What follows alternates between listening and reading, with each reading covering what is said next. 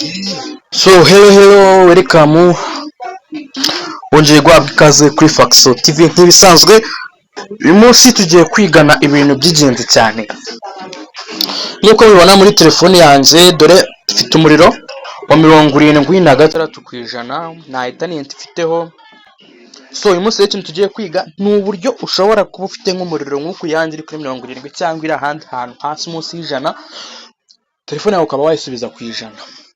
Aka kanya wowe cyunyumva ari kumva ko ibintu bidashoboka, ariko ngeje kuri kari ibintu bibaho kandi bikunda cyane. Wowe rero icyo usabwa ni ukunkurikira, niba utarakora subscribe kandi kuri Faxo TV, hanyuma ukurikire step by step nawe urabimenya. So icyo ukora bwa mbere na mbere rero, urahita uza muri setting ya telefone yawe ngiyi, uyinjiremo, uhita umanuka, noneho uhita uza hano kuri about my phone, hano hasi uhita uhakanda,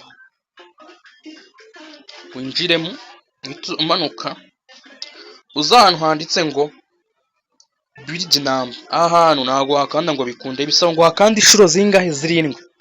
Twagiye 1 2 3 4 5 6 7. Wabonye ko wafungutse. Hano tushyiramo pattern ya phone yawe cyangwa password ya telefone yawe, tuyishyiramo, itafunguka. Iyo hamaze gufunguka rero utongera ukagira ute, ukahakanda. Oya ntabwo ngiro kwaka, ahubwo icyo ukora uhita usubira inyuma, hano ukaza ukahita ubikansoringa nyine, ugasa nk'usubira inyuma, ukahita uza hano muri telefone yawe, aha handitse system, ukahita uyinjira, ukahita uza hano handitse developer options, ukahita uhakanda. Nizere ko turi kugendana 5 kuri 5, utari buze utakara cyangwa usigara inyuma. Iyo wageze aha ngaha rero uhita umanuka,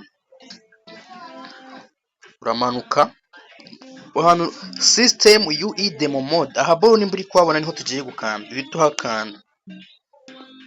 Ahantu nitumara kuhakanda, ngira ngo banza witegereze neza, telefone yanjye kuri 76, ariko ni dore urabibona ko telefone yanjye igeze ku ijana. Ibi bintu uri kubibona?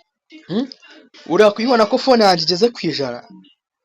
Dore ijana ngiri, urumva iri ku ijana mani.